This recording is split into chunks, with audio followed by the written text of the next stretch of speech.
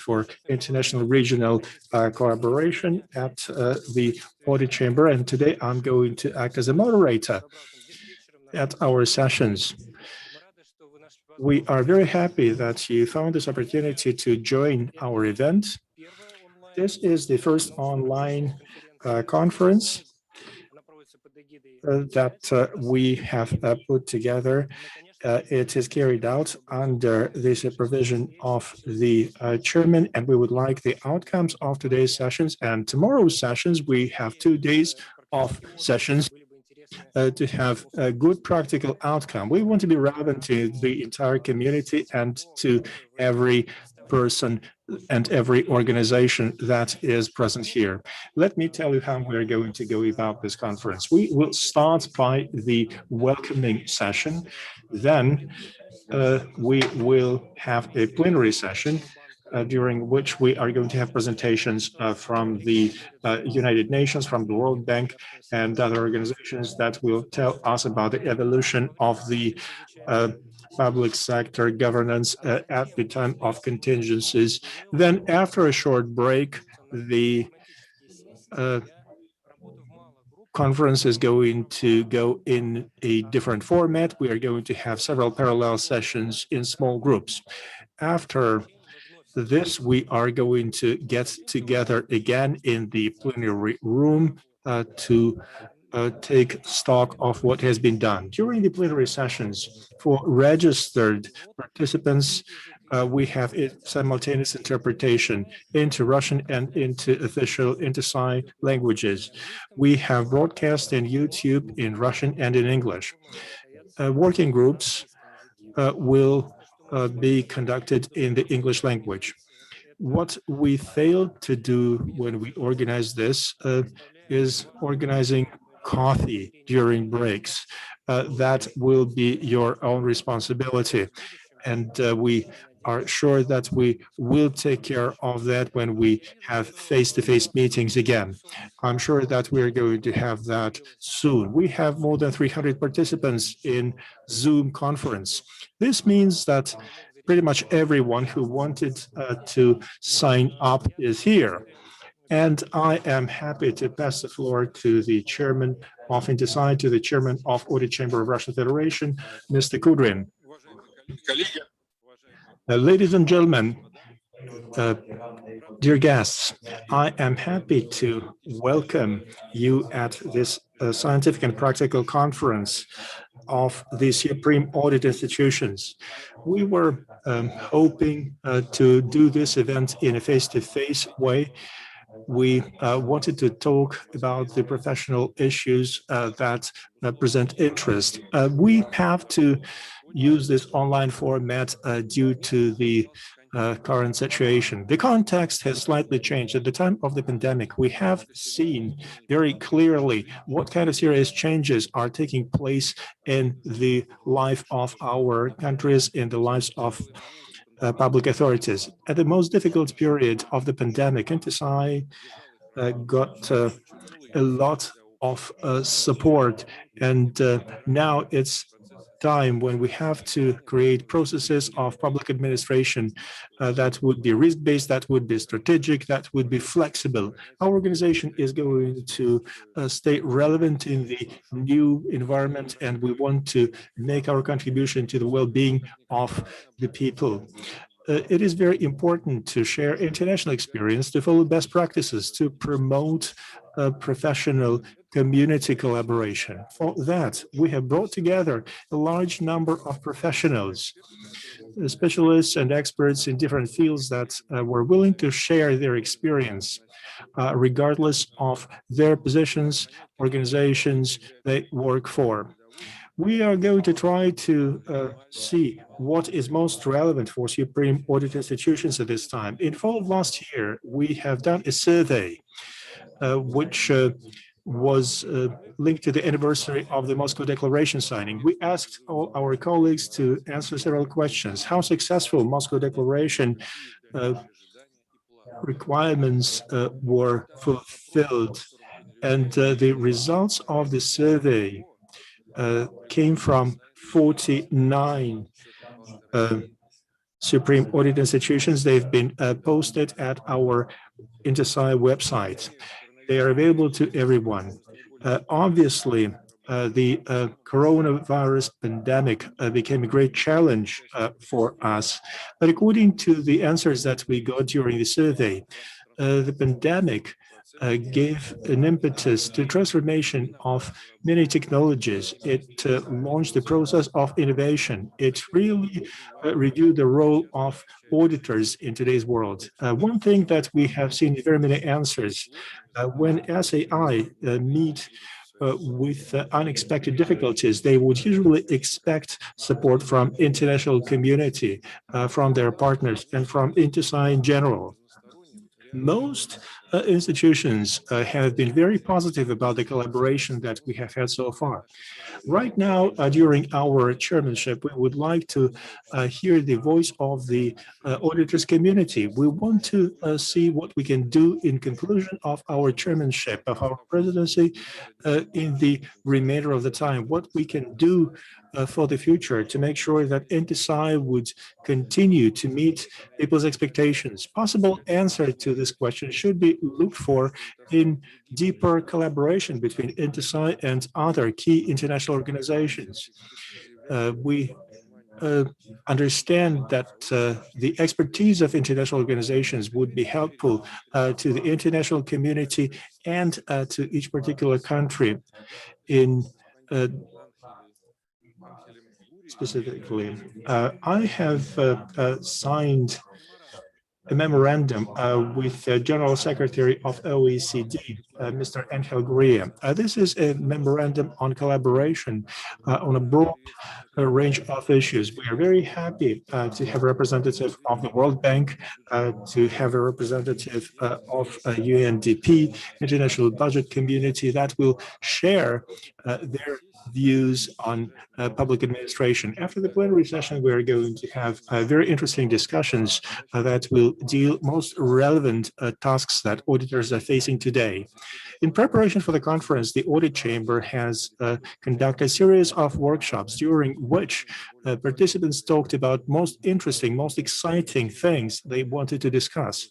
We have come up with a number of subjects that we think need to be discussed because they are relevant to today's situation. Today, we're going to talk about audit in the field of healthcare, social programs, procurement, and we will also talk about inclusiveness and integration. Tomorrow, we are going to have sessions that will deal with data analytics and the sustainable development goals audits. These are things that stay in the focal point of many Supreme Audit institutions. Some of those tasks have been discussed earlier during our webinars of the working groups and the supervisory committee. We have the resulting documents published at INTOSAI website.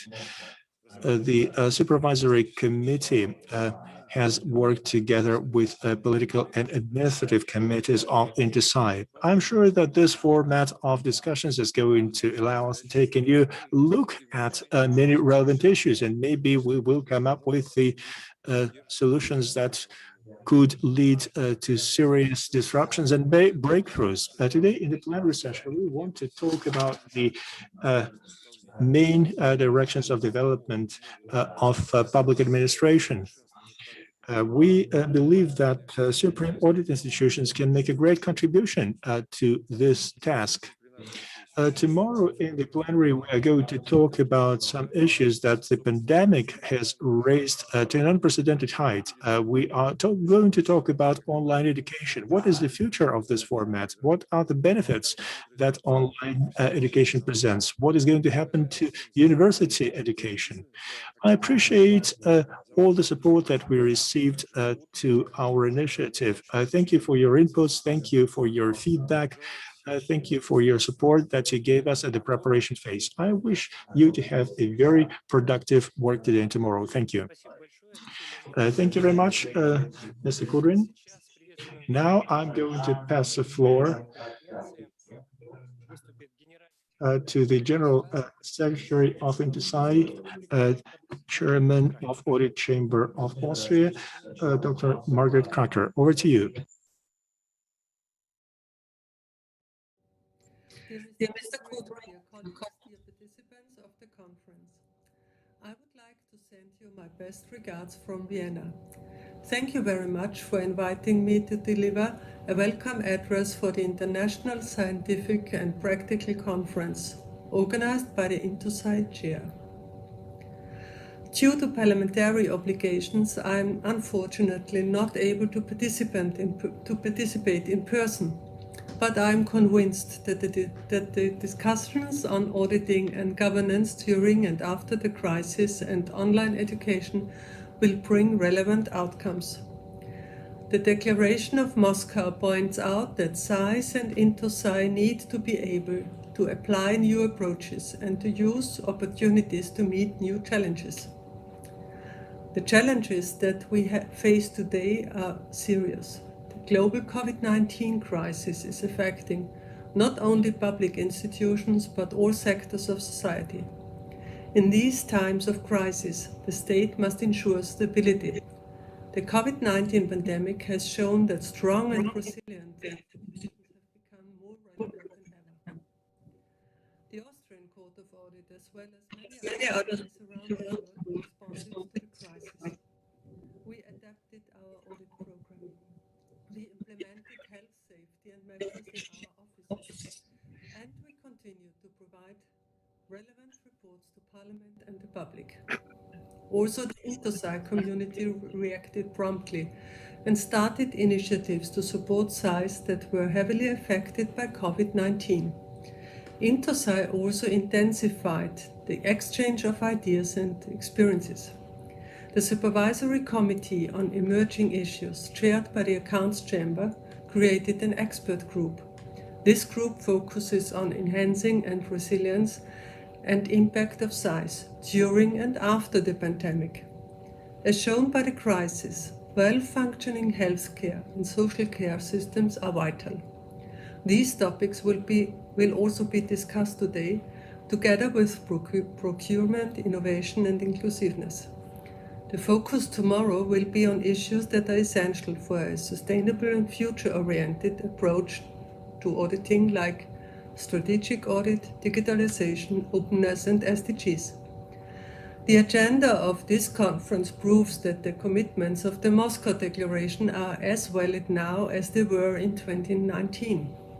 As SAIs, we should enhance our impact, promote accountability and transparency and respond effectively to challenges.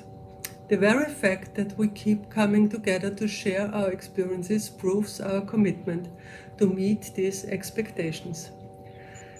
In this spirit, I would like to thank you, Mr. Kudrin, and the teams of the Accounts Chamber for providing the platform for this interaction.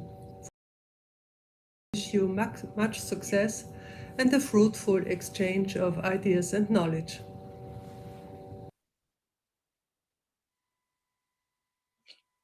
Благодарим доктор Кракер за приветствие.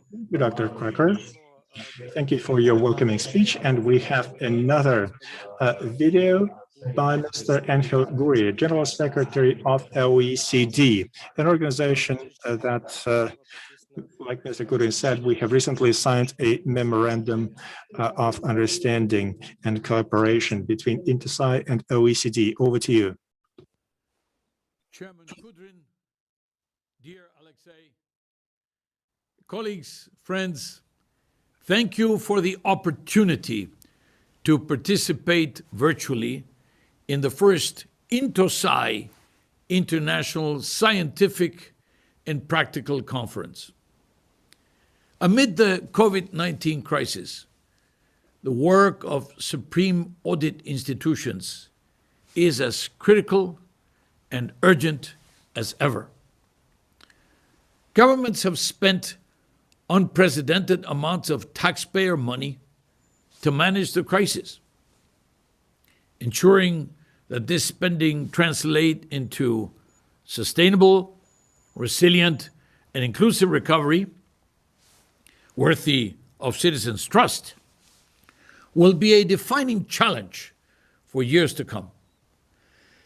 As promoters of accountability and good governance, supreme audit institutions are vital contributors to this recovery, and the OECD stands ready to support you, to work with you and for you. For over a decade, we have been working with supreme audit institutions through our public governance reviews, and recently we launched the OECD's Auditors Alliance so that we can facilitate the exchange of good practices between internal and external auditors. Through this work, we are helping auditors to become more agile, more data-driven, and to build resilience and trust in government. In recognition of our long-standing partnership with supreme audit institutions, I am pleased to have just signed a memorandum of understanding with Chairman Kudrin and INTOSAI to further enhance our cooperation. Chairman, dear Aleksei, thank you for your initiative to open this new important chapter in our collaboration. I wish you a very fruitful conference. Thank you.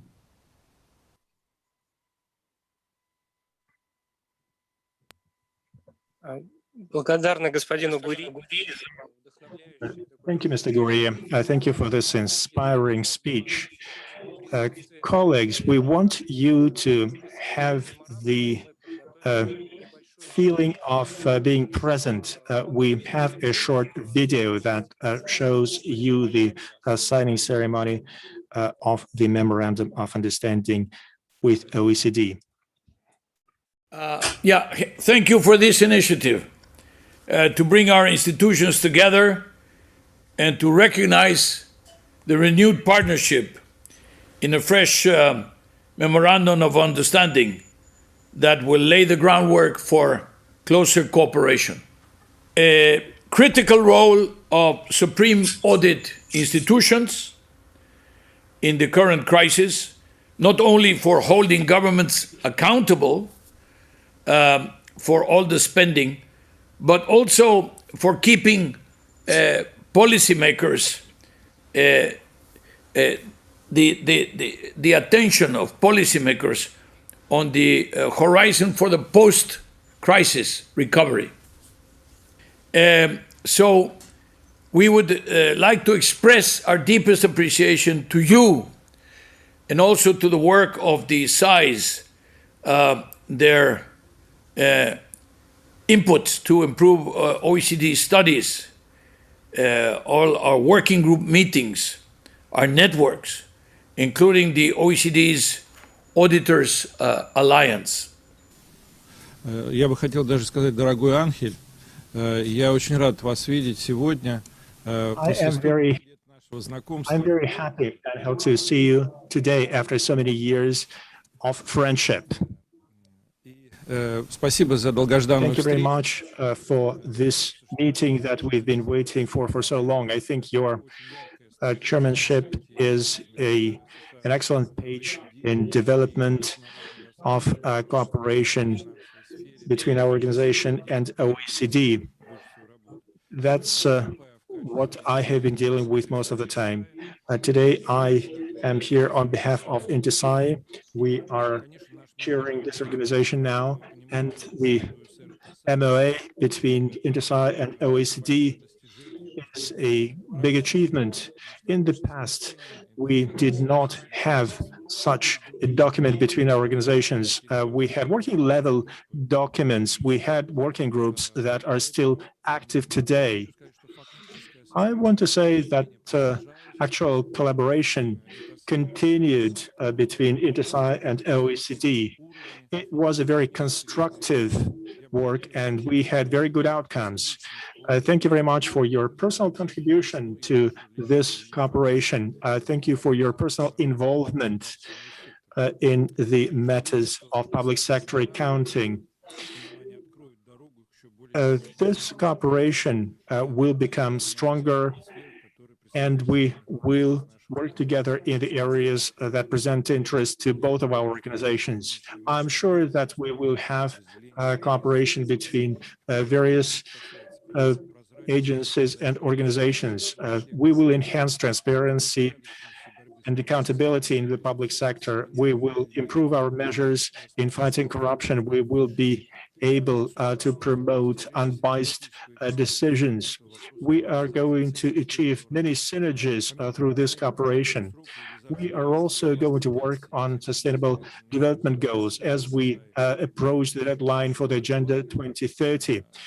This cooperation is becoming very, very relevant. The audit chambers, the supreme audit institutions will work towards sustainable development goals. And now we are beginning the signing of MOA between OECD and INTOSAI.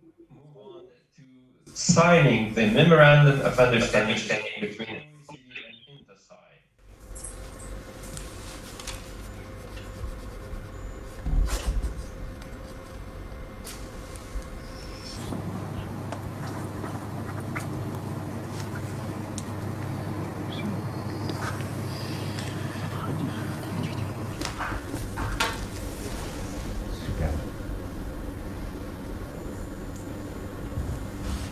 Ok, merci. Okay? Ouais, très bien.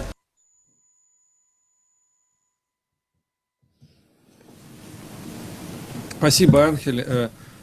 Естественно, наши Angel,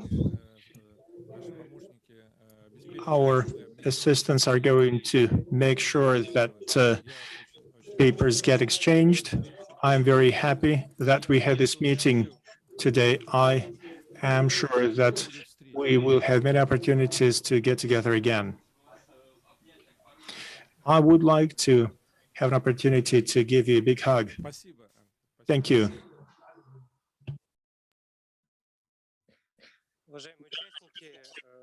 Ladies and gentlemen, dear participants, my congratulations to all INTOSAI members.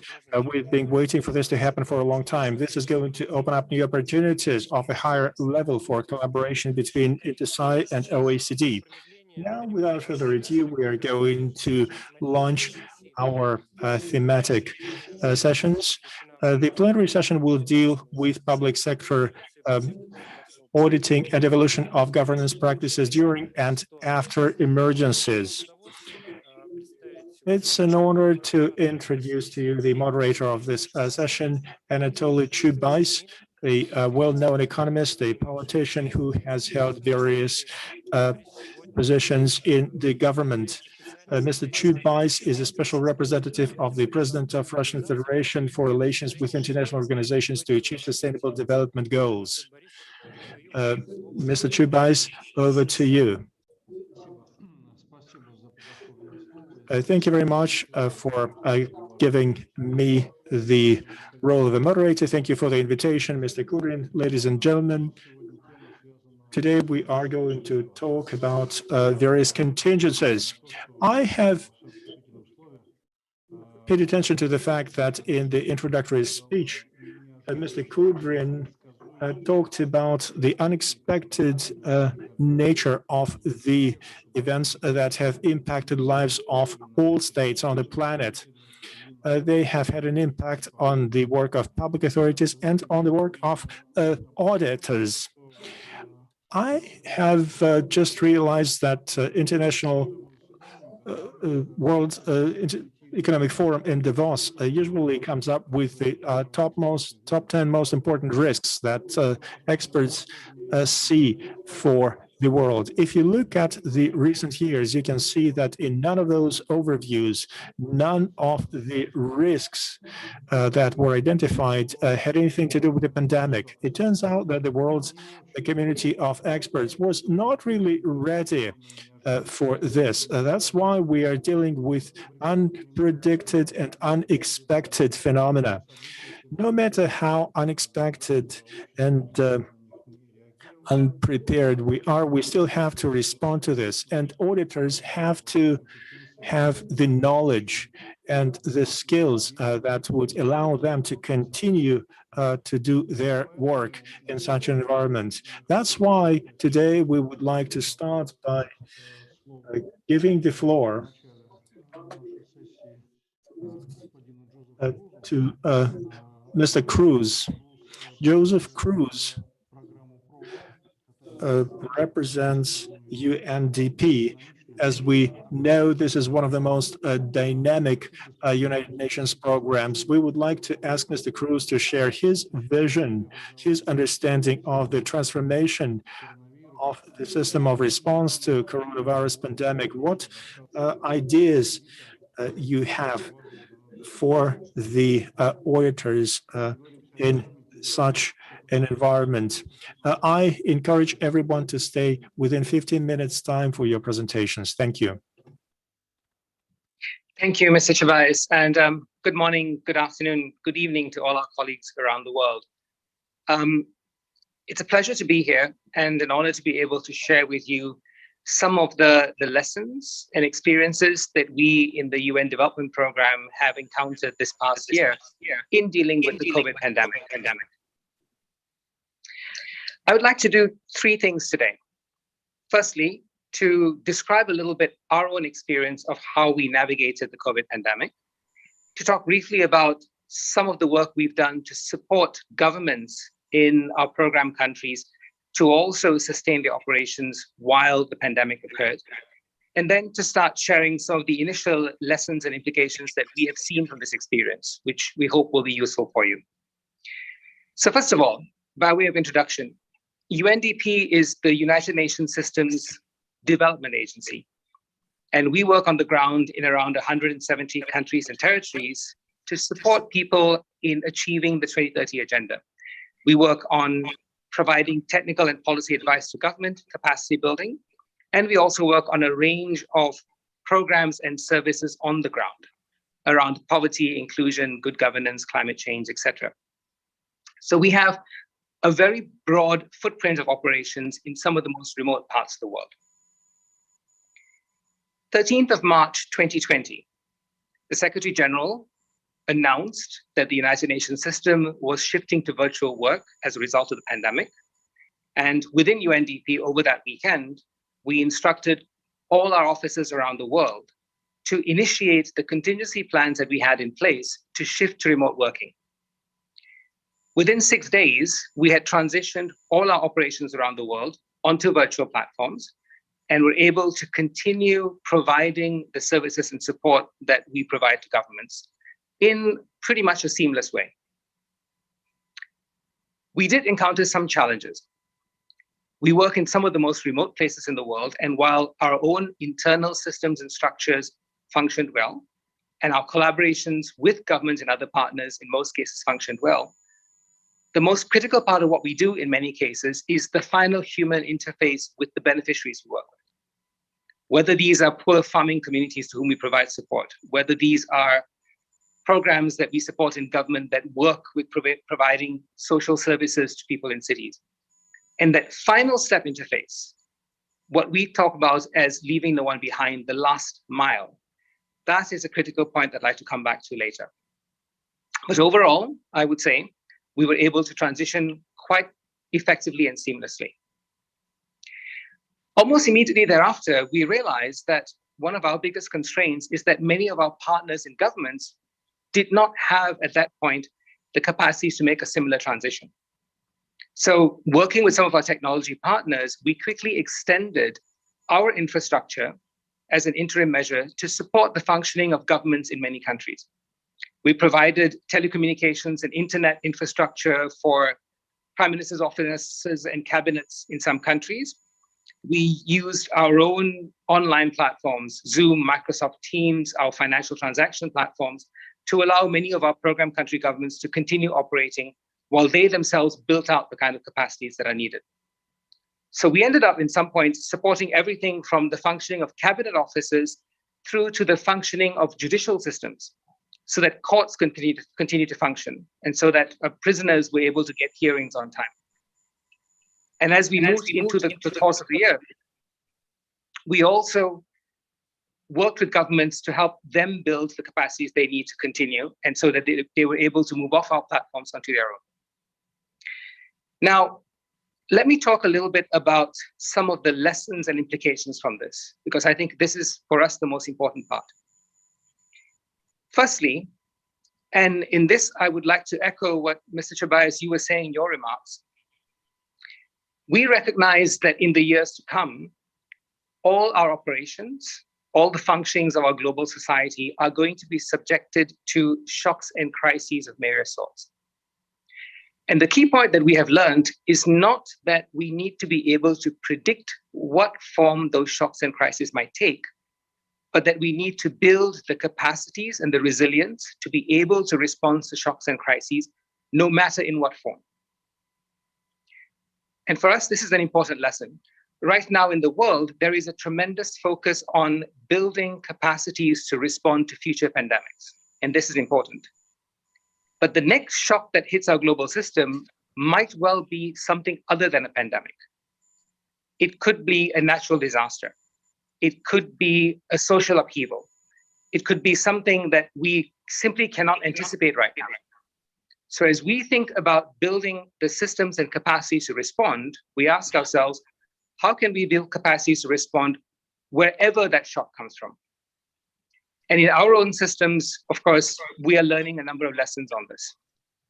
Firstly, our ability to respond to this crisis when it happened was based on having a foundational set of capacities available when we needed it. So we had the technology platforms. We had the ability to shift even a lot of our existing manual processes, banking systems, document signing, onto electronic equivalents when we needed to do so.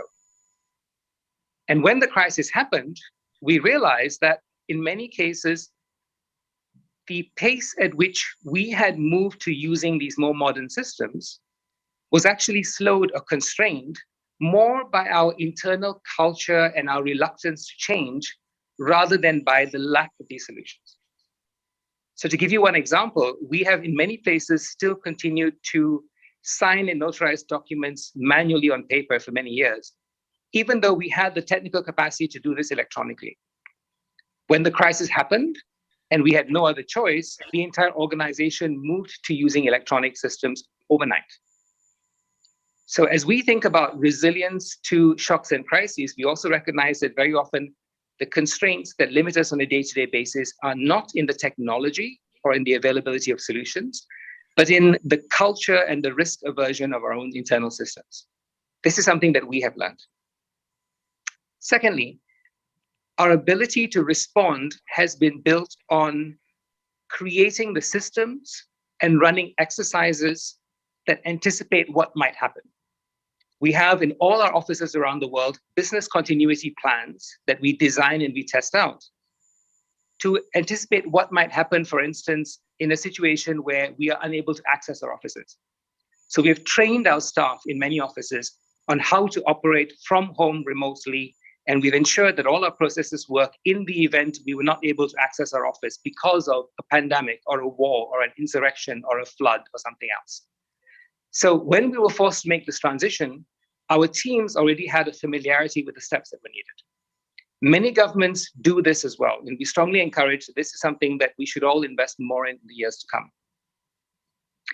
Thirdly, when the crisis happened, it affected every country, every community in the world simultaneously. And we found in many cases that the solutions we were coming up with to respond both for ourselves and to support our partners in government were being needed very rapidly in different places around the world. One thing we've worked on a lot over the last couple of years is to build the structures and the culture and identity of UNDP to function as a global network. We've encouraged our staff to build the ability to connect horizontally amongst our offices and to very rapidly share knowledge, experience, solutions. And when the crisis hit, we saw this work in reality in many contexts. So as I mentioned just now, we have a number of countries in which we were working with the judicial system to transition court systems online. Our team in Bangladesh was doing this. Our team in Uganda was doing this and elsewhere. And what we found was, because our teams communicated rapidly, they were sharing both the solutions, but also the issues and risks to watch out for amongst themselves, which improved our performance and our capacity dramatically. The ability to have a global network that shares knowledge, solutions, intelligence, experience rapidly in a horizontal fashion was one of the biggest assets that we provide as UNDP. It also allowed us to see new problems emerging very rapidly and to build solutions faster than we could have. One thing that was unexpected for us was, in the early days of the pandemic, many of our government counterparts saying to us that one of their biggest challenges was dealing with misinformation, dealing with rumors and false stories going around about the origins of the pandemic, about solutions, etc. And because this was coming up in many parts of the world simultaneously, we built a team that worked with top global experts to develop solutions. We partnered with the government of Sweden on this. We partnered with experts in universities on health science. And so we built a core solution that is being applied in over 20 countries simultaneously, because our global network allowed us to see this problem emerge in many different places at the same time. And more in the future, we see this as being one of the top values of an organization like UNDP, to sense needs on the ground more quickly because we are present in many places simultaneously, and to work with partner organizations to build these kinds of solutions. Last but not least, though, I come back to what we still see as being one of our biggest challenges. And this is what I referred to just now as the last mile challenge. In order for us to be effective, and we believe this is true of any government system, we need to focus tremendous attention on the edge of our system, on the people and the systems that do not have access to the knowledge or the resources or the capacities to be able to respond to these crises in the way we do. So to give two examples, in many parts of the world, we work with our government counterparts to provide cash assistance to poor people. Whether this is, in response to shocks and crises, whether this is as part of social service provision.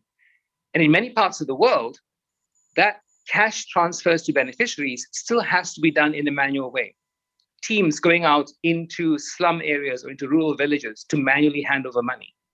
And that, of course, was one of the biggest things that we struggled with in the transition to the pandemic. We had to build very rapidly, cheap, but verifiable and usable digital solutions that could be used in remote areas for people who had very limited access to the internet. At the same time, in the monitoring of our work, we faced constraints in how we were able to access many of the remote communities we worked with. So in many cases, we had to quickly build partnerships with local counterparts to undertake monitoring on our behalf, and to build the systems by which we could validate and verify the trustworthiness of the information they provided. And I believe this is also a challenge that many of the SAIs would face as you move into doing auditing in these kinds of constrained crisis situations. Having said that, one of the positives for us in all of this, whether it is in terms of the digital capacities for payments that we built, or whether it is in terms of the work we did with government systems to transition into the pandemic, was that we found that because UNDP is a long-standing and trusted partner on the ground, governments were actually very comfortable entrusting their operations to our systems. As I said just now, in many countries, we even had situations where cabinet offices and government ministries quickly adopted UNDP's own platforms to operate when they needed to, because they knew us well enough, they trusted our transparency, our competence, our legitimacy in country, that they were confident that this was a solution that would meet their own requirements for trust and verification. And so we are continuing to invest in the transparency and credibility of our systems so that they can form emergency response capacity for our government counterparts whenever they need to use those. So colleagues, these are some of the lessons, some of the insights, some of the implications that we are seeing from the COVID pandemic. We are still studying very intensely our experience over this past year. And we expect, of course, that we'll be learning many more lessons in the months and years to come as we look back over this experience. But it's been a pleasure to be able to share our experience with you, and I look forward to engaging with all of you in terms of your own experiences as well. Mr. Chubais, thank you. It's a privilege to be able to speak with you today. Спасибо. Большое спасибо, Cruz. Thank you. Thank you very much, Mr. De Cruz. I think it was very interesting that Mr. Cruz shared some very practical implications from these emergencies. And at the same time, he said something very important. He said, even though this was very dramatic, the pandemic, and still, we should be prepared that we will face similar events, even bigger events going forward. You know, there's a saying about generals, they always prepare for past wars. So I think what Mr. De Cruz meant is we shouldn't prepare for the past wars. Instead, we should prepare ourselves for what might happen in the future. And we need to come up with some universal solutions that would work for any crisis, anything that might happen. Thank you very much, Mr. Cruz. And I would like now to continue. I give the floor now to Mr. Edward Olowo-Okere. Mr. Olowo-Okere is the director of the World Bank's Governance Global Practice. And Mr. Okere, we would like to listen to you now.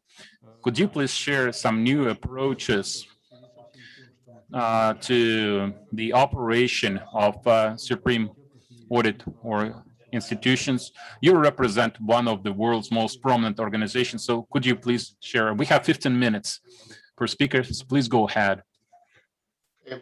Thank you very much, Mr. Chubais, and good morning, good afternoon, good evening, everyone. I'm delighted to contribute to this session.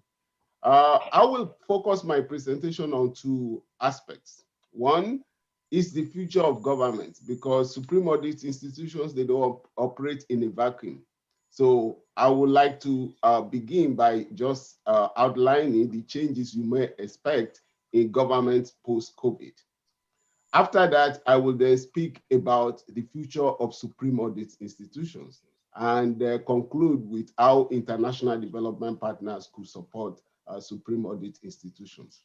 So with respect to the future of government, let's maybe start from now. We all know that governments are at the heart of responding to COVID-19, and they will lead the recovery efforts. Prior to the pandemic, many governments faced multiple challenges in their economies and in delivering services.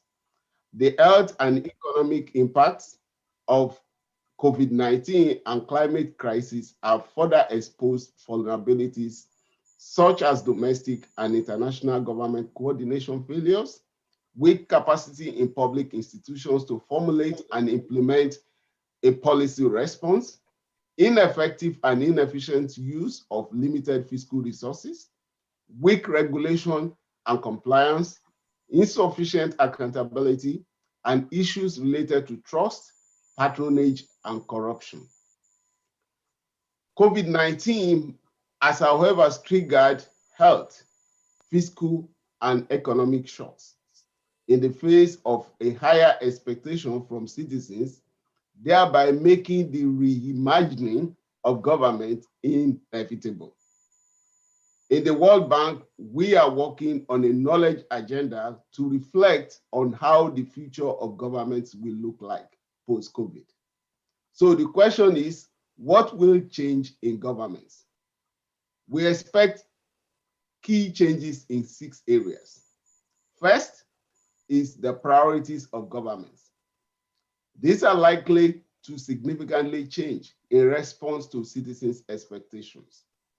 Second, the role of government in delivering public services, managing the economy, and facilitating private sector activities will undergo changes.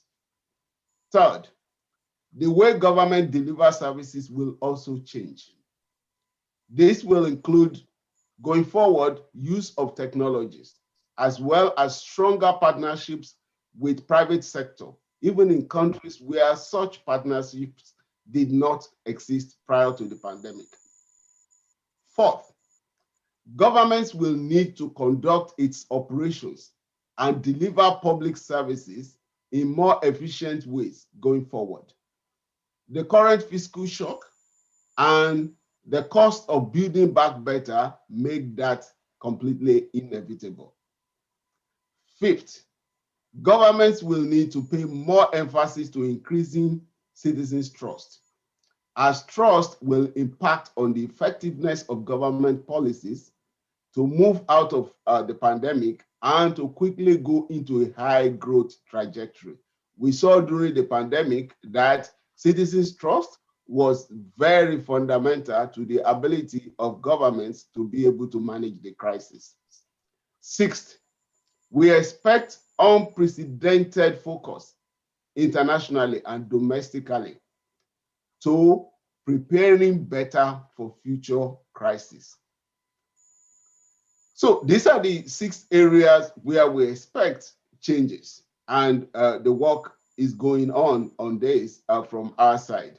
Now, with governments changing, supreme audit institutions need to adapt, and I will share a few reflections on that. At the outset, however, let me say that the most important things are to ensure that supreme audit institutions have strong capacity to accompany governments in the change process while remaining independent. There are persisting capacity issues and threats to independence in some countries, as you all know. These challenges need to be tackled collaboratively by all the stakeholders. One thing I can say is that the World Bank will be in the forefront of that effort. Next slide. As governments changed in response to COVID-19, the impact on SAIs could be at multiple levels. First, SAIs can benefit by revisiting their current model to ensure it fits well with the changes taking place in governments and that they are better prepared for future crises. I've identified 6 areas of changes where we expect government to transform. So SAIs needs to ensure that their current model will be fit for purpose. Second, SAIs could evolve as an independent partner, accompany governments in the transformation process. Third, there will be greater emphasis on the whole of government approach. So the interconnectedness between various initiatives, programs, agencies will be a focus, and SAIs will need to pay attention to that. So compared to current situations where you may focus on wanting to audit the Ministry of Health and so on and so forth, in isolation of the other agencies and programs, I think a more comprehensive, holistic, whole of government approach will be important. Fourth, governments will be adopting a green, inclusive, and sustainable agenda in post-COVID world as part of the overall effort to build back better. And SAIs will need to develop the capacity to accompany governments in that journey. Fifth, we see enhanced role for supreme audit institutions during the pandemic and after the pandemic. And I think SAIs needs to be better prepared for even more of that. Sixth, the capacity to audit in highly digitized environments comes into focus. Governments are fast moving towards GovTech, leveraging also on disruptive technologies like artificial intelligence, blockchain, and so on and so forth. This has been made even more urgent by the pandemic. So supreme audit institutions need to be prepared. Seventh, there is a scope for enhanced role of SAI in service delivery. And so performance audits could assume greater relevance in a post-pandemic world. 8, participatory audits could grow as the new normal way to conduct audits. We have seen the keen interest of citizens in what government is doing, and citizens have a right to participate in government's activities. SAIs can involve civil society organizations and citizens at every stage of the audit, and we can see more of that going forward. Lastly, the quality of audits is very important. The best way to establish credibility is to ensure compliance with international standards. In the case of INTOSAI, that's the ISSAIs. Let me now come to the question of what long-term trajectory can be expected in the evolution of public sector audit. I would say that this will be based on stronger partnerships. First, there will be collaboration with other accountability agencies like internal audit, anti-corruption agencies, public procurement authorities, and other public institutions that have responsibility for accountability and oversight. We know that public audit for long has followed an ivory tower approach, keeping a distance from government and other accountability agencies to protect their niche. But going forward, more collaboration will be required. Second, public audit may need to work more closely with private sector auditors. Besides outsourcing routine audit tasks, which is happening currently, public and private auditors could collaborate to enhance audit techniques for the public sector, especially with the increasing move to accrual basis of accounting in the public sector. And we know the private sector has been auditing in this environment for a long time. Third, there could be greater collaboration among supreme audit institutions across countries through INTOSAI and their regional groupings, as well as with international organizations and agencies. Next slide. Let me now reflect on the role of SAI in implementation of SDGs as part of the future of SAI. COVID-19 has set the world back on progress towards SDGs. For example, the World Bank's recent numbers indicate about 100 to 150 million may have been pushed to extreme poverty due to COVID-19. The work done by INTOSAI and IDI prior to pandemic on SAI's role in assessing preparedness of governments for SDGs is important. This can and should be scaled up to help governments to refocus on the SDGs going forward.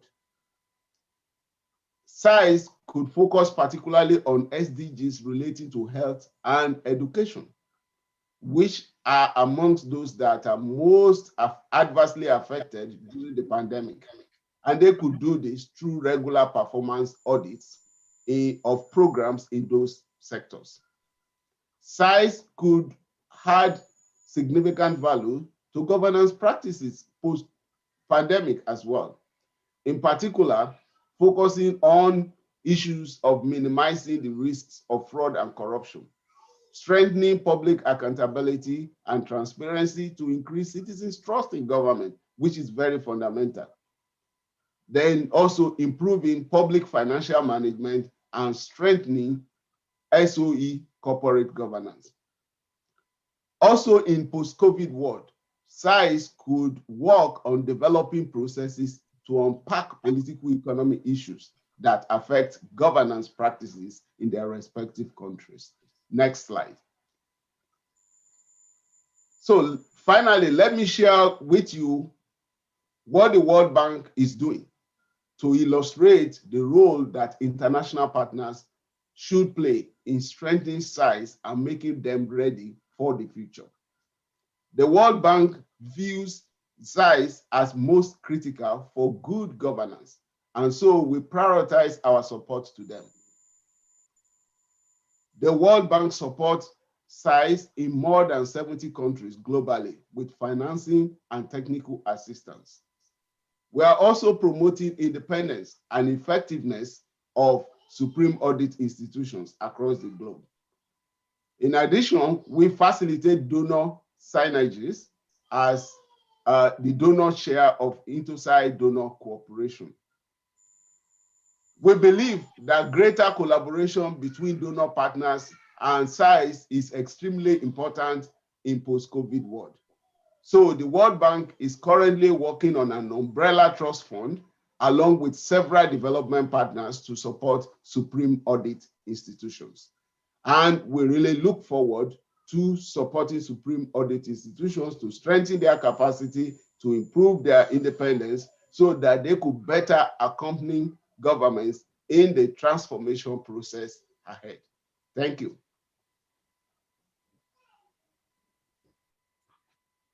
Спасибо. Спасибо, господин Olowo-Okere. Thank you very much, Mr. Olowo-Okere. I think it was rather interesting what you said about governments changing the way they operate and size changing the way they operate as well, and what you said about SDGs.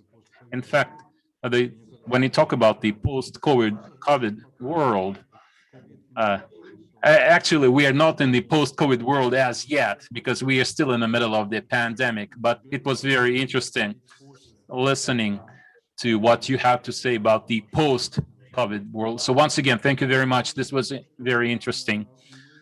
I can see that most of us have been focusing on two key stakeholders. One, the government, and size on the other hand. But of course, we all understand very clearly that we also have the third stakeholder, and that's civil society. Civil society. It's extremely important to interact with civil society, especially during the pandemic and in the post-COVID world. So right now, I would like to turn to Ms. Claire Schouten.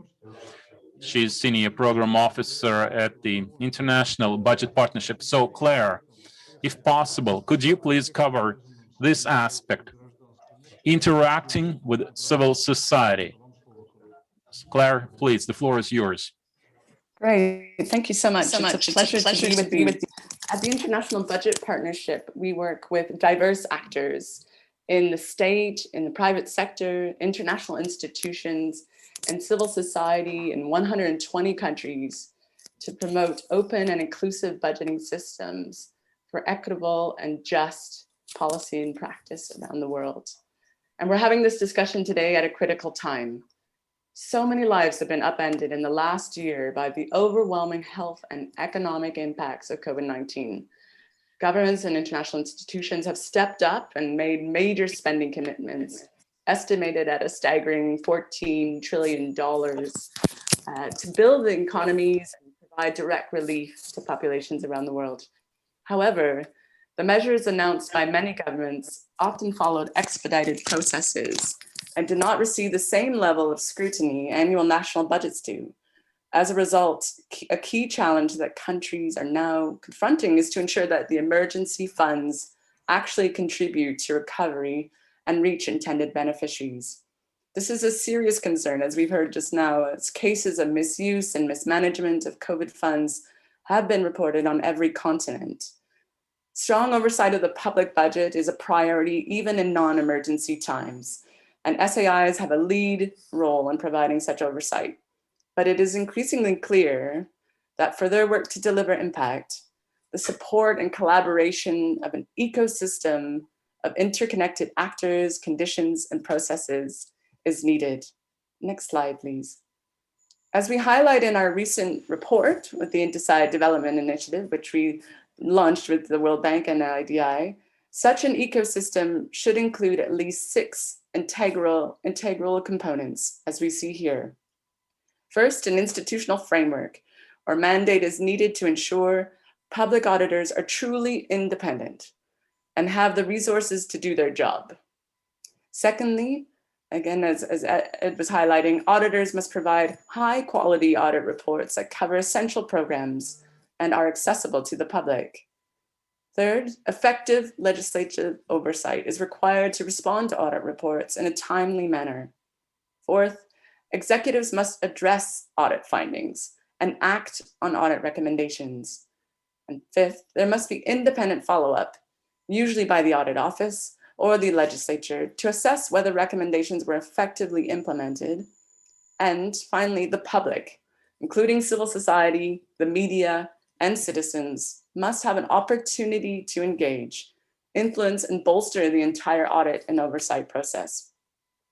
Our recent report with IDI uses data from IBP's most recent open budget survey to assess the strength and adequacy of these 6 components of oversight ecosystems across 117 countries. The survey data is converted into scores ranging from 0 to 100 that enable comparisons across countries on each of the 6 components of the oversight ecosystem. Although the data were compiled before the onset of COVID-19, our report details the state of oversight systems and practices in place as countries began confronting the crisis. Next slide, please. Let's delve a bit more deeply into the Open Budget Survey. It measures 3 interrelated aspects of open budgets. These include transparency, or the public availability and comprehensiveness of 8 central budget documents that, taken together, provide a complete view of how public resources have been raised, allocated, and spent during the budget year. Public participation, or opportunities for the public to engage across the budget cycle. And oversight, whether oversight institutions, including the legislature and SAIs, are in place and enabled to function properly. For the SAI, we look at the independence of the appointment and removal of the SAI head, whether they have sufficient funding, and whether audit systems are subject to external review. And again, all of these factors are based on international good standards. We find that despite seemingly robust legal provisions, de facto independence may still be curtailed as powerful actors find ways to threaten and undermine the independence of SAIs. We've seen this in the pandemic period as well. The slide here shows the state of budget transparency around the world. As you can see, most governments publish insufficient information and thereby undermine the public's ability to meaningfully engage in budget debates. Audit reports are published in 67%, or 78 of 117 countries surveyed. Publication rates for audit reports have remained static, and this also undermines the role of SAIs. Next slide, please. Countries that publish the audit report are more likely to see the legislature review and debate the audit report, including in public hearings, and the SAI to testify to the legislature. We are also more likely to see a report tracking actions on audit findings published by the executive and by oversight institutions. Overall, we see an opportunity to strengthen the follow-up on audit recommendations, hold public hearings on audits, and report on actions taken on audit findings. Next slide, please. The OBS has 3 questions related to SAIs and public participation, including whether the public can engage or suggest issues, topics in the SAI's audit program, as we've seen in 40 countries around the world, the extent to which the SAI provides the public with feedback on how citizens' inputs have been used to undermine its audit program, such as in countries like Argentina, and whether the SAI maintains formal mechanisms through which the public can contribute to audit investigations, such as respondents or witnesses, as we've seen in 17 countries, such as in Georgia and South Korea. Next slide, please. We believe that SAIs and civil society organizations are natural partners with overlapping missions to promote accountability in the use of public funds. Some ways forward include context and stakeholder analysis. We can contribute to research and analysis. Civil society can advocate for SAIs to have the mandate and resources to operate, as we've seen, for example, in Ghana, where civil society has taken the government to court to uphold the independence of the Supreme Audit Institution. Civil society and SAIs can engage in audit planning, including identifying topics, risks, and indicators. And we're doing this with our colleagues at IDI in the context of the transparency, accountability, inclusiveness audits, for example. audit investigations, such as citizen participatory audits in the Philippines. We've also seen that social audits have been adapted to the COVID context in countries such as Ghana, South Africa, and Indonesia. And audit follow-up.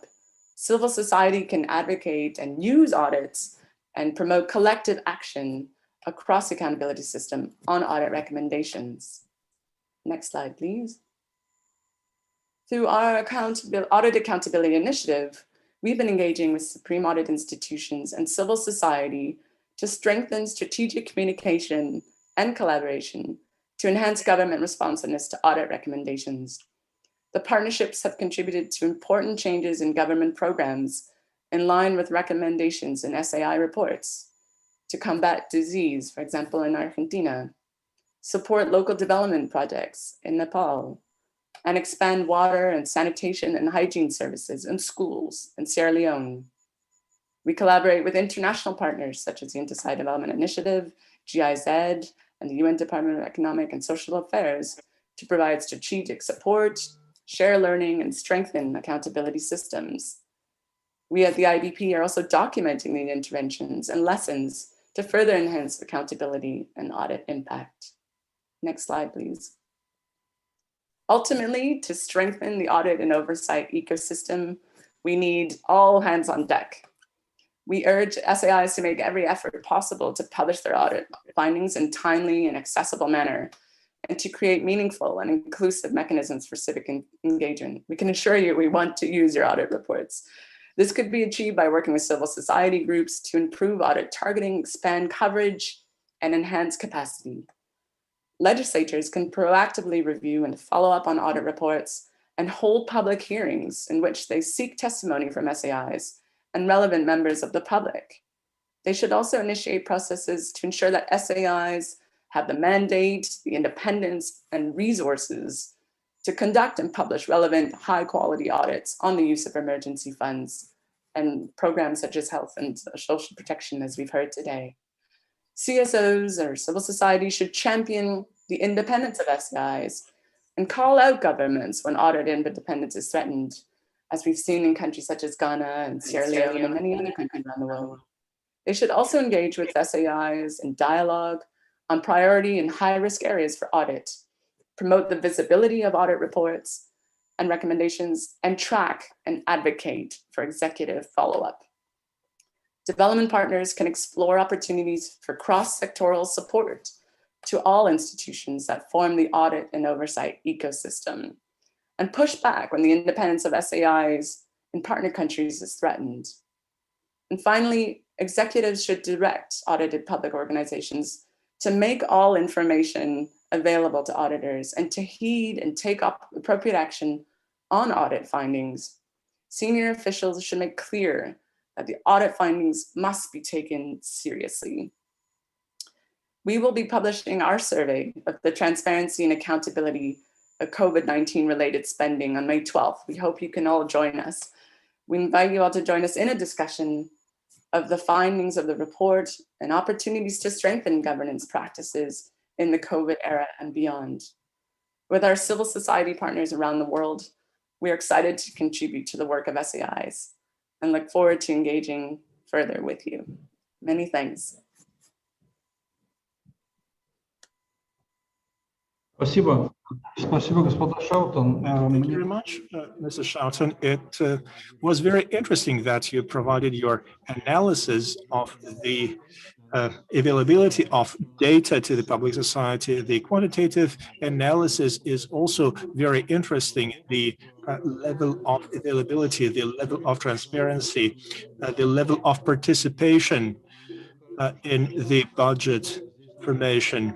I think our colleagues in the Ministry of Finance and our auditor colleagues have some food for thought. I think that this is a very pragmatic information. And when I was listening to you, I was thinking about this. Last year, Russia reported to the United Nations about the Sustainable Development Goals achievement.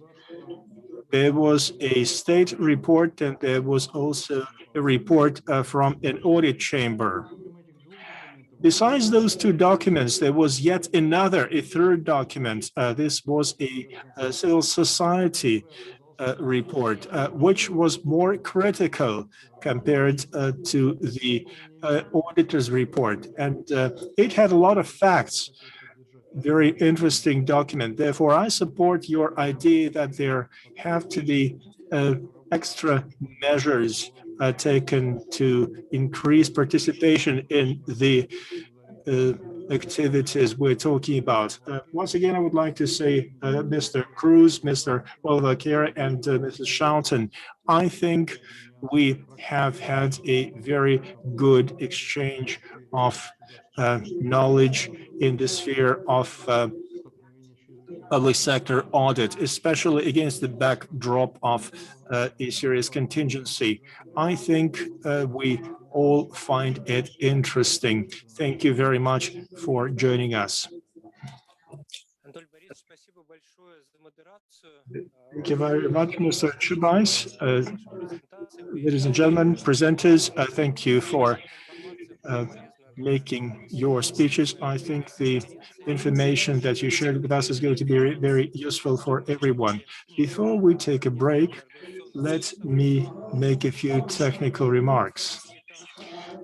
The next part of the conference is going to include work in several small groups. We have three of them: audit in healthcare and social care, public procurement, and inclusiveness.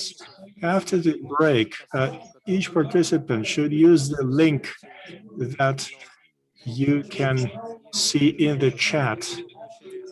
You can also find the link in the conference program that you should have received via email. In each session, the moderator is going to tell you what the agenda is going to be. We are going to come back to the plenary room after you are done with the small groups work. And right now we are going to have a 10 minutes break. Once again, after the break, you are going to go into small groups for which you have links. We will resume in 10 minutes. Thank you.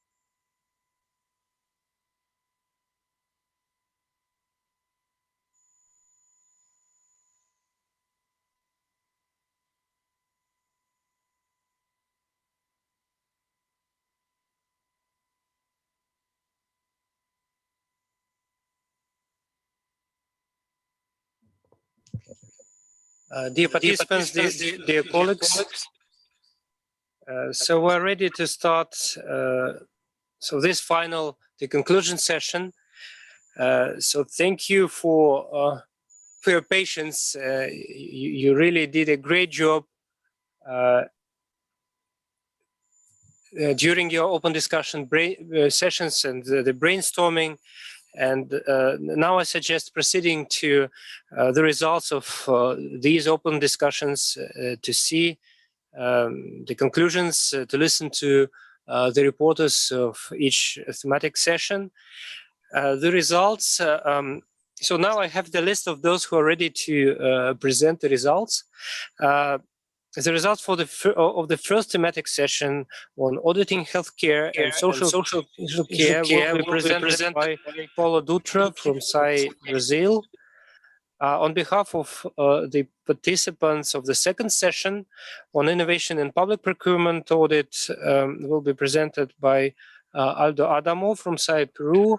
As far as I know, so the discussions were very hard, and so probably we'll let the colleagues to present at the final stage.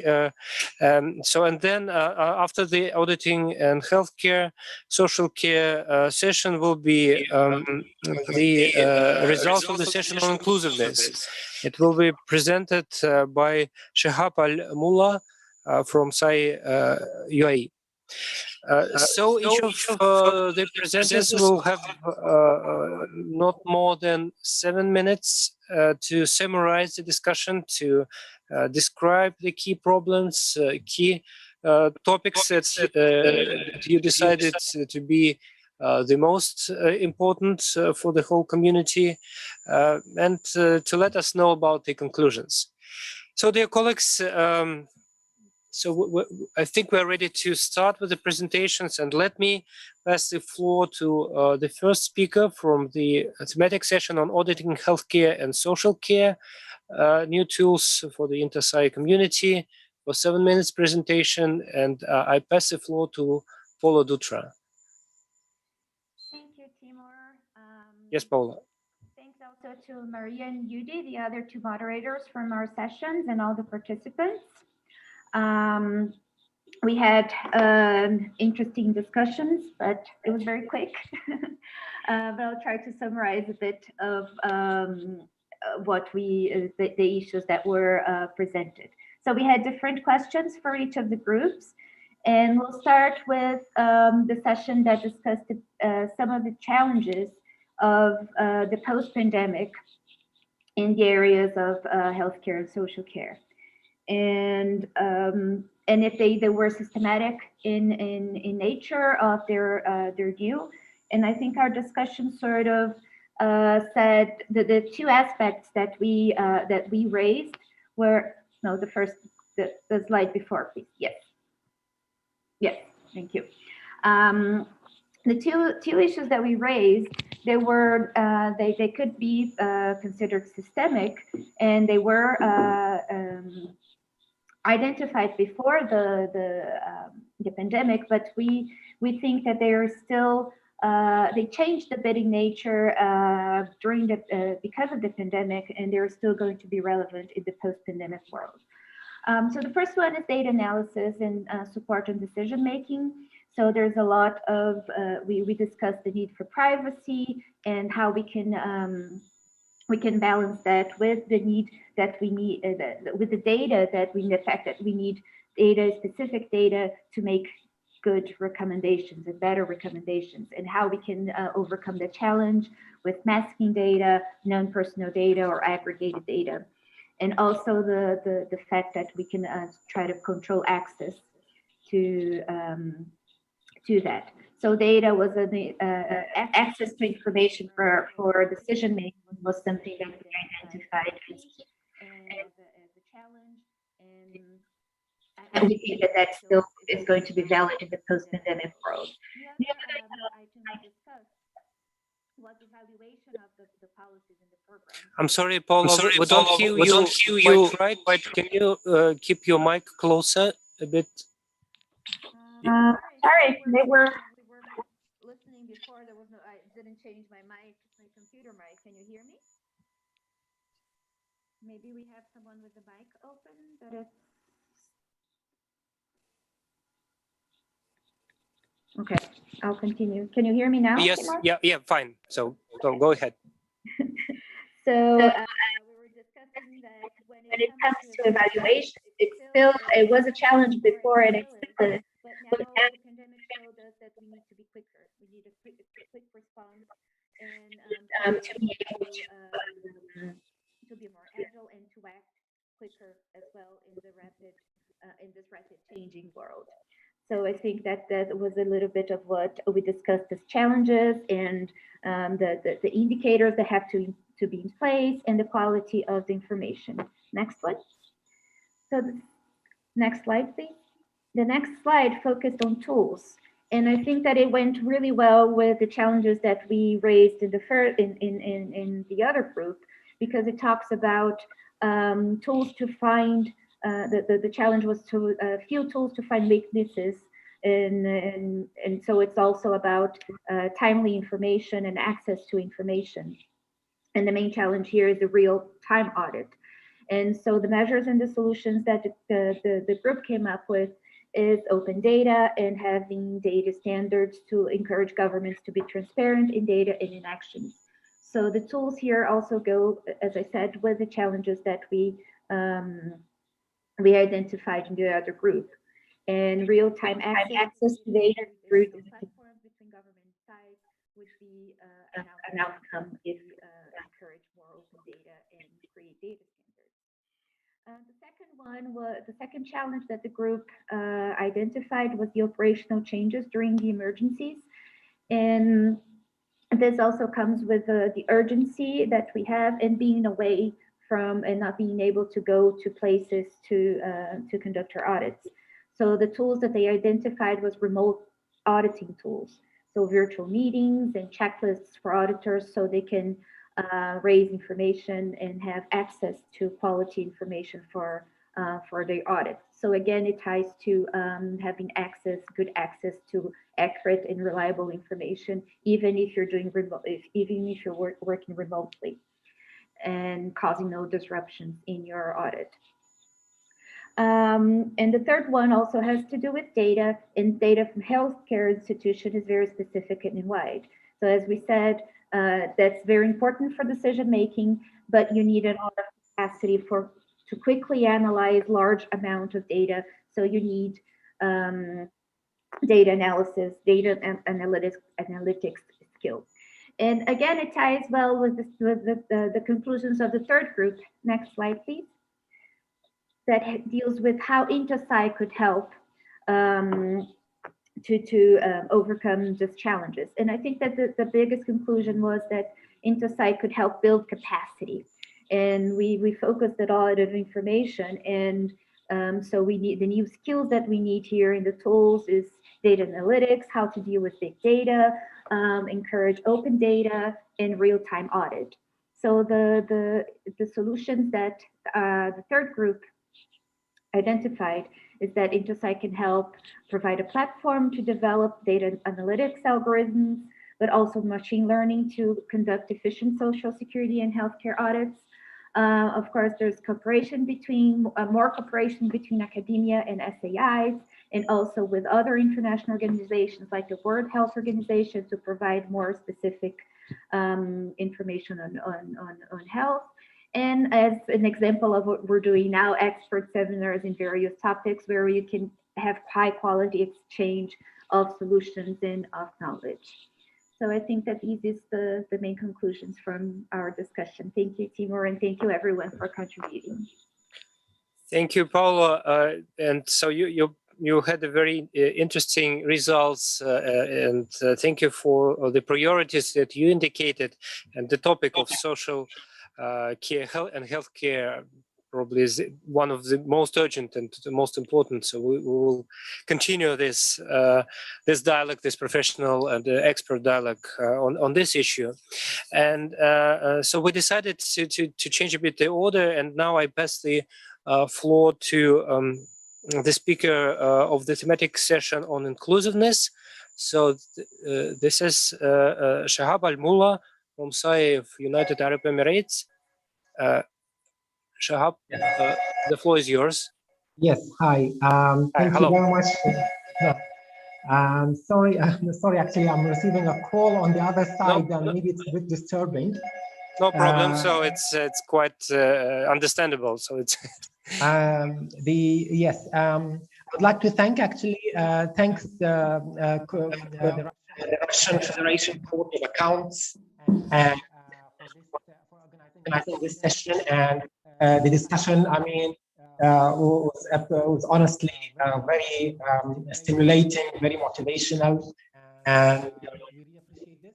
So I would like to also thank our moderators who also actually nominated me to go ahead and present the results of our discussion. So the question that we were assigned, or the topic of our group, was actually about inclusiveness and whether should it be an audit or should we consider it just a criterion in our audit exercises.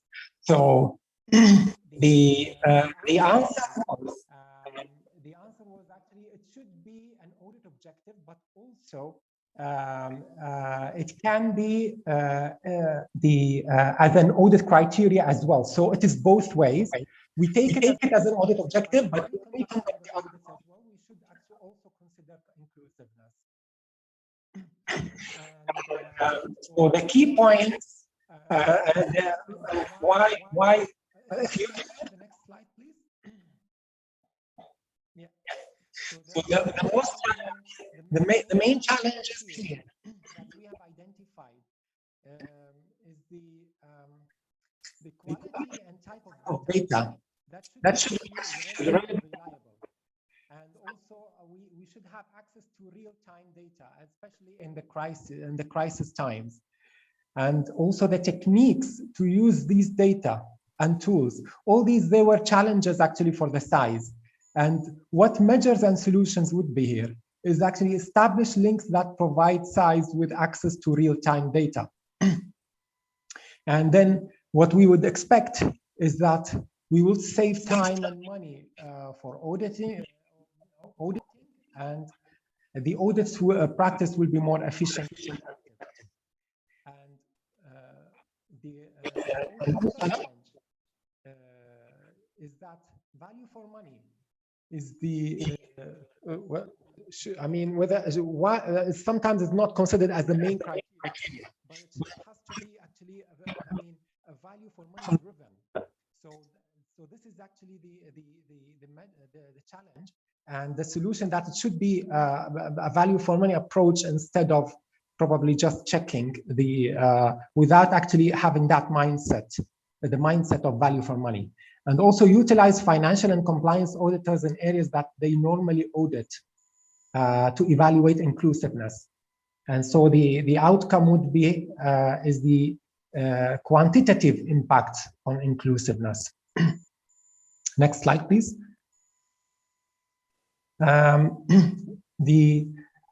Also from the other group, from one of the groups also have mentioned that the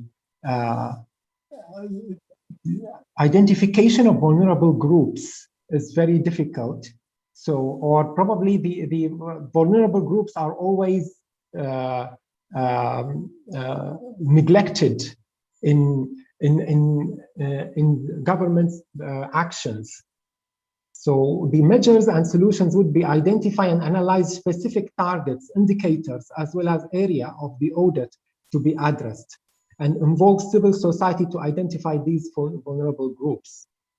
And I would like to mention actually one of the practical cases with one of with state audit of Philippines, that they have something called citizens participatory audit. By citizen participatory audit, they could actually outreach to remote areas. And another challenge is state policy of the inclusiveness here. Okay, if we take the the state policy of the inclusiveness. So The inclusiveness is not, let's say, adopted well into states' policies. And what would be the measures and solutions is adaptation of the related SDGs into the national policies, national development plans, and policies and programs. So it is adaptation of these elements that will capture inclusiveness into state policy. The next slide, please. Engaging with relevant stakeholders and civil society. There are barriers here in terms of engaging with the relevant stakeholders and civil society. For the solutions, we identify specific backgrounds and agendas and share information with CSO, like healthcare integrity, public finance management, to establish partnership with the stakeholder, with key stakeholders, to provide specific reports. And what the expected outcomes are would be a focused audit area, identify hotspots, and provide relevant recommendations. Next slide, please. In our last group, they have covered actually many key issues and challenges, but I'll just highlight the top two points here. That governments are often neglecting, well, actually this has been already stressed anyway, the governments are often neglecting vulnerable groups when delivering services or giving support to citizens.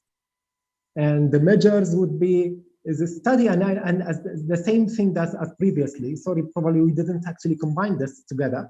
But countries need to disaggregate. This is very important. Countries need to more disaggregated data and invest on geographical data systems. Like sites should work on the installation and use of these systems. So by this way, we will just ensure that no one is left behind. Another challenge here, if you walk to the previous, another challenge here is the difficult to reach remote areas and vast geographical audit coverage. We mentioned that actually the harnessing technology for remote auditing, like the Wi-Fi, improved telecommunication. So these all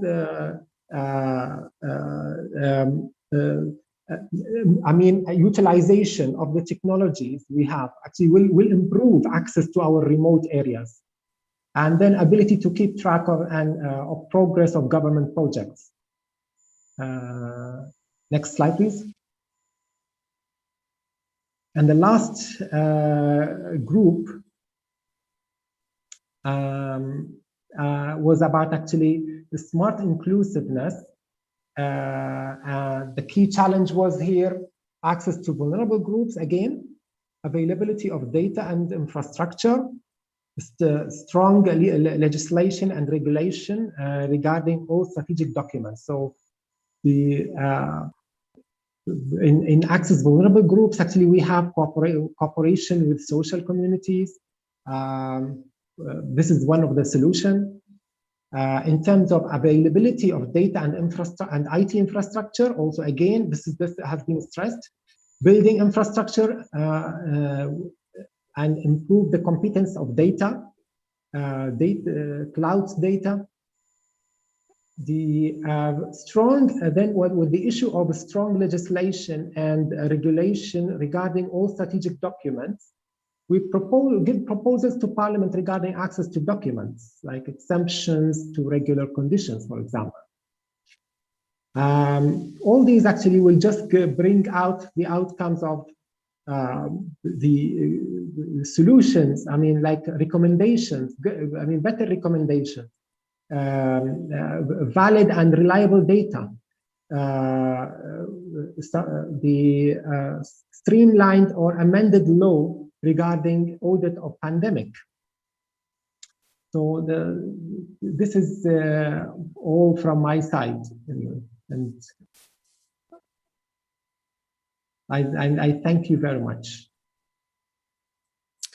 Shahab, thank you so much, and really impressive outcome of your discussion. And the topic is very vast, and of course, many of the questions that you raised, we may and we should continue.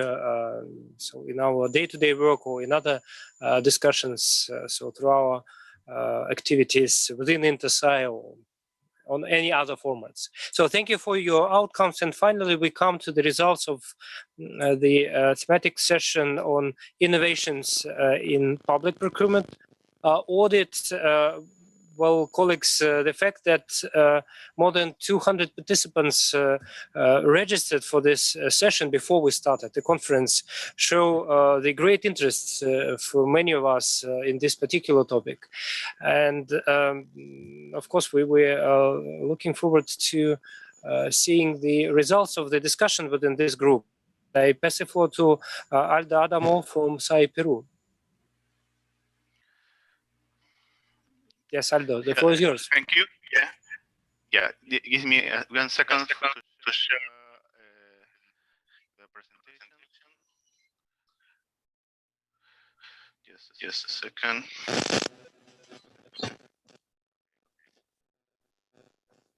We have, as Timur was kind enough to mention, it was a very dense discussion. We had many participants in each of the break groups, and this is the result from break room 1, which is public procurement in the context of SDGs. As you can see, they identify several challenges and issues as correctly linking SDGs procurement and the different progress in auditing SDGs in the different countries, and that the auditing of SDGs is not a focus for all sectors, and not every side is auditing SDGs explicitly. As well, the pandemic has a severe impact on the work, since it caused a change in priorities and technical issues, as well as insufficient funding for assessing the creating interventions. The group also, the break room 1 group, identified several measures and solutions to each of these issues, such as raising awareness on the topic, promoting the IDI methodology, and increasing the outreach on the topic. And as with all, as we going to be a topic on all the public procurement issues, making a better use of existing IT infrastructure is a key measure and a key solution for many of these problems, as well as using the latest technologies as artificial intelligence to increase the efficiency of it. With regard to the impact of the pandemic, they came to the conclusion that we need to use this opportunity to rethink the approach to auditing SDGs and procurement. The emergency situations caught us unawares and caused the issues that we mentioned before.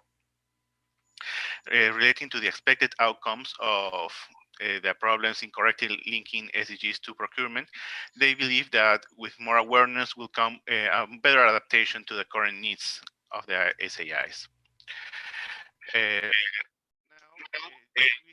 also have better technological solutions and several leading SDGs that are conducting SDGs on these topics. There's currently SDGs coordinated audits planned for SDG 3 in several regions, including Arbosai, Karosai, and OSF is currently in the process of beginning in the earliest stages of its own coordinated regional audit on SDG 3. All these coordinated audits will, of course, touch upon the topic of the effects of the pandemic. Now, breaking to deal with the question of what were the most procurement violations during an emergency, and when new patterns have been identified in recent audits. And they came and they identified these questions 10 key topics. Number 1, a lack of transparency and open data on the public procurement during the pandemic. Number 2, a misappropriation of resources that is endemic in many countries. as well as a misuse of resources. There's also reporting issues, such as false reporting on the utilization of allocated resources and their beneficiaries. This is a topic that many countries have today. They also identified non-compliance on economic competition regulations, a poor monitoring of public expenditure during the emergency, the allowing of pure quality for lower costs, as well as not doing a proper supplier assessment before doing business with it. This due to the expediency required during the emergency. This has its counterpart in the unclear provision of operational requirements from the contracting authorities, as well as ignoring the cost of time that the supplier takes.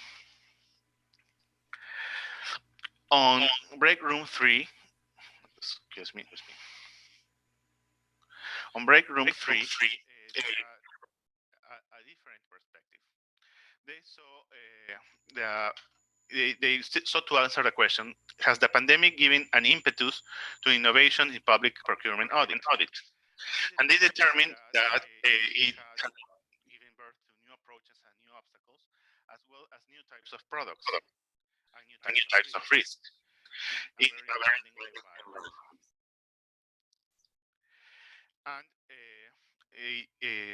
the issue of transparency on procurement procedures was also touched upon. With regard to the new approaches and new obstacles, they believe that the measures and solutions lie with the monitor in a manner so that the structures can be adapted. And this will have as an expected outcome shorter audits to optimize procedures and more interim reports. With regard to the new types of products, they believe that the solution lies with IT tools, data analytics, artificial intelligence, and to conduct audits in real time, which will give strengthen the advisory capacity of sites, allowing them to perform a better risk analysis, and will really strengthen the advisory guidance role of sites. With regards to the new types of risk and the demanding digital challenges, they believe that public reporting and communications with stakeholders about are key measures to deal with these situations.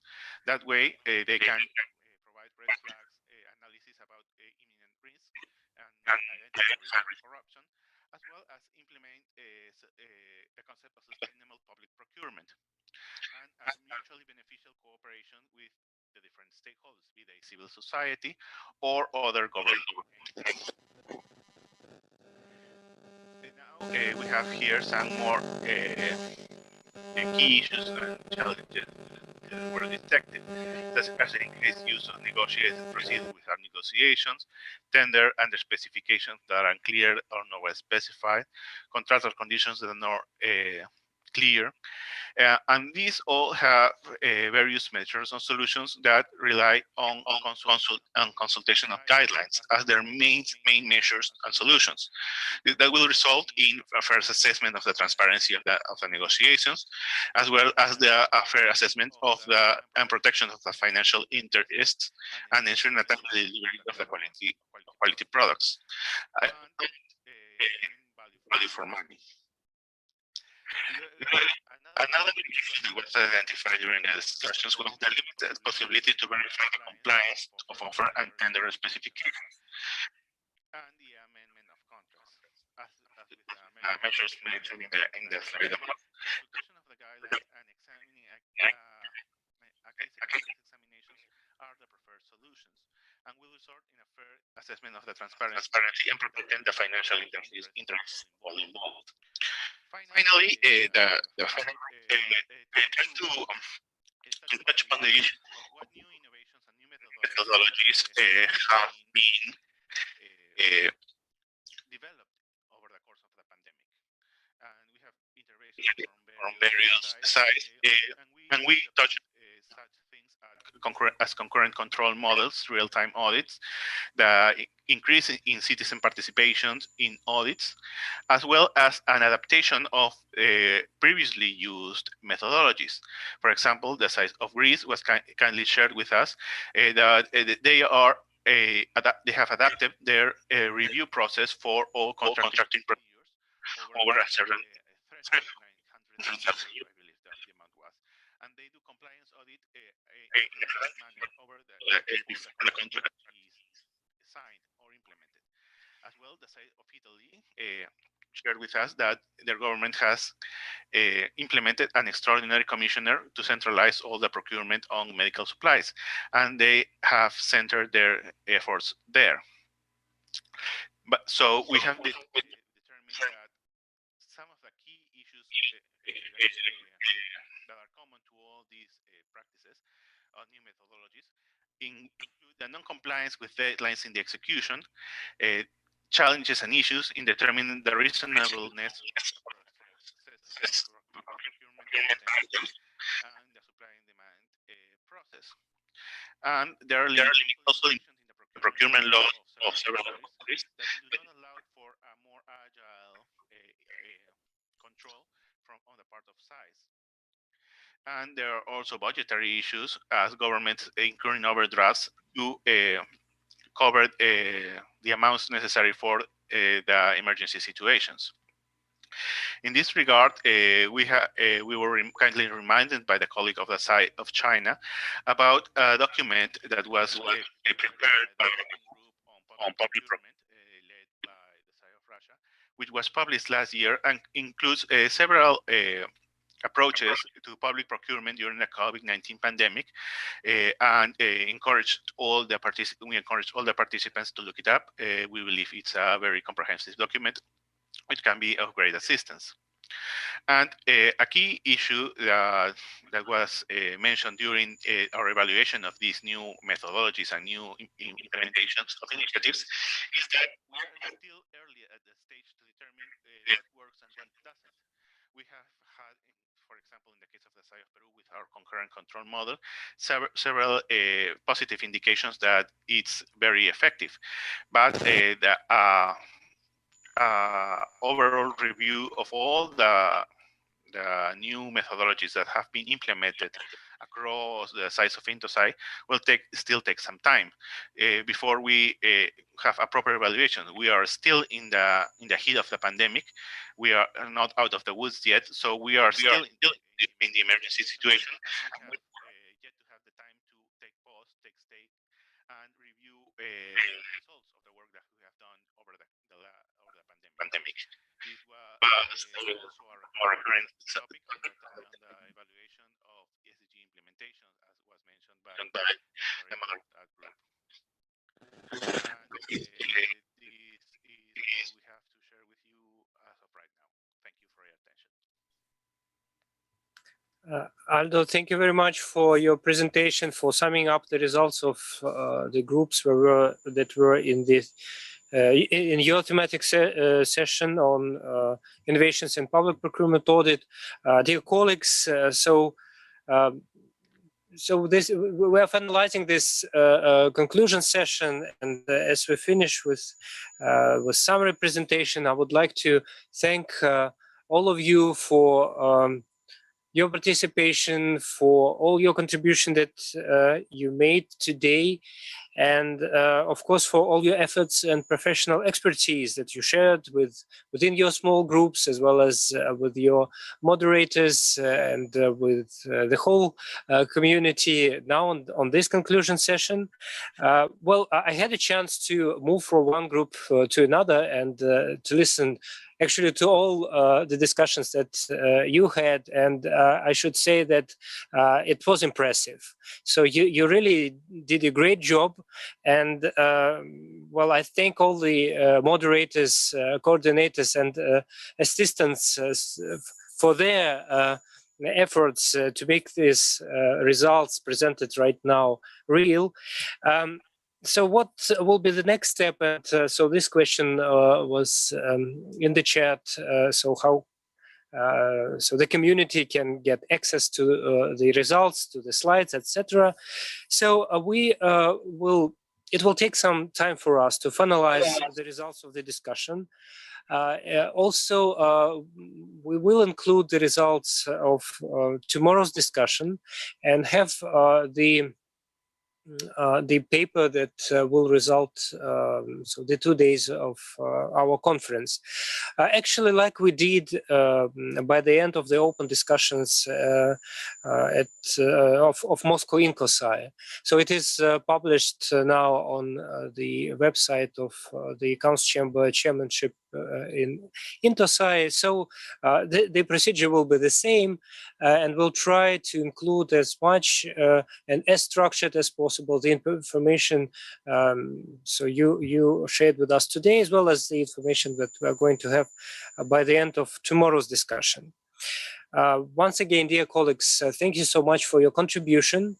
And let me remind you that tomorrow, on the second day of the conference, we are going to have the same logic of the activities. So we will start with the plenary session, and it will be devoted to online education.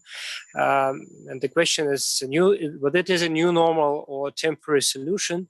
And we believe that we will have quite an interesting kickoff presentations and quite important for the whole community. And then we will proceed to the open discussions. So this time it will be on 4 other topics such as strategic audit, data analytics, insights work, SAI openness and transparency, and audit of SDGs. So these are the 4 issues that we are going to discuss tomorrow, and to summarize in the same way as we did today. Dear participants, dear colleagues, thank you so much for your openness, for your time, and looking forward to seeing you tomorrow. Thank you so much. Take care and goodbye.